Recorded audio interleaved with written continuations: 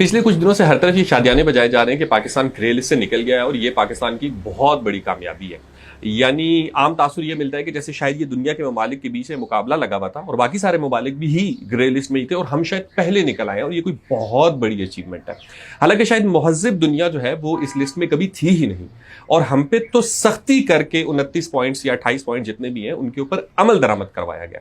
اب سب اس چیز کا کریڈٹ لے رہے ہیں, پی ٹی آئی بھی, پیپلز پارٹی بھی, آرمی بھی, سیاستدان بھی, سب اس چیز کا کریڈٹ لے رہے ہیں کہ پاکستان گرے لسٹ میں ان کی وجہ سے نکلا ہے. لیکن کوئی یہ نہیں بتا رہا کہ پاکستان گرے لسٹ میں آیا کیسے.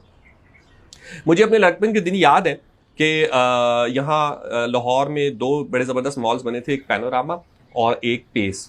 اور یہاں ہر دکان کے بعد یعنی ہم جینز یا شرٹ یا شوز وغیرہ جب لینے جایا کرتے تھے تو ہر دکان پہ ایک چھوٹا سا بکسہ پڑا ہوتا تھا شیشے کا, اس پہ لکھا ہوتا تھا جہاد کشمیر میں اپنا حصہ ڈالیں.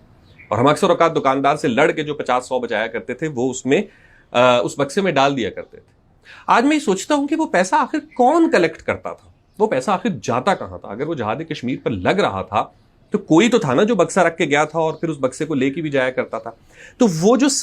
جو پیسے کی منتقلی تھی یا جو پیسے کا خرچ کرنا تھا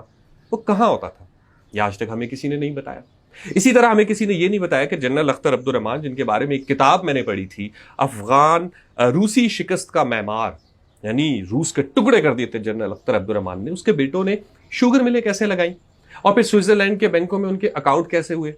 یہ بھی ہمیں کسی نے نہیں بتایا. آج تک ہمیں یہ بھی کوئی بتانے کی ضرورت نہیں کرتا کہ آخر ہر آرمی چیف ریٹائر ہونے کے بعد پاکستان کیوں چھوڑ جاتا ہے اور باہر جا کے وہ کوئی جزیرہ خرید رہا ہے, کوئی ہسپتال بنا رہا ہے, یہ کوئی اور کسی قسم کا کاروبار کر رہا ہے. یہ پیسے کہاں سے آ رہے ہیں؟ وار آن ٹیرر میں پاکستان کو اربوں ڈالر کا نقصان ہوا,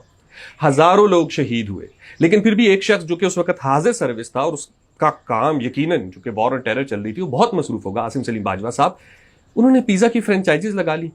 کیا ان کے پاس دوران ملازمت جبکہ جنگ بھی لگی ہوئی تھی اتنا وقت تھا کہ وہ اپنے کاروبار پہ فوکس کرتے, اور اس کاروبار کے لیے پیسہ کہاں سے آیا یہ بھی آج تک ہمیں کسی نے نہیں بتایا. ایان علی ایک ہی سال میں 80 سے زیادہ بیرون ملک کے سفر کر آئی, منی لانڈرنگ کا الزام لگا,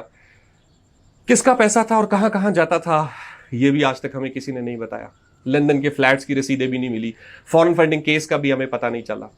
تو آپ یہ جن 29 نکات کا واویلا مچا رہے ہیں کہ ہم نے عمل درآمد کرا دیا, یہ تو آپ نے میرے جیسے اور ایک عام پاکستانی پہ لاگو کیے نا کہ آج ہم ایک 10,000 روپے بھی بینک میں جمع کرانے جاتے ہیں تو ہم سے یہی سوال ہوگا کہ بھائی یہ پیسے کہاں سے کمائے ہیں.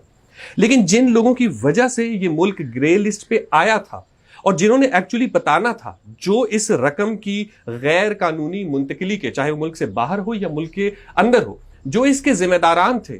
وہی آج شادیانے بجا رہے ہیں کہ ہم پاکستان کو گرے لسٹ سے نکال کے لے آئے.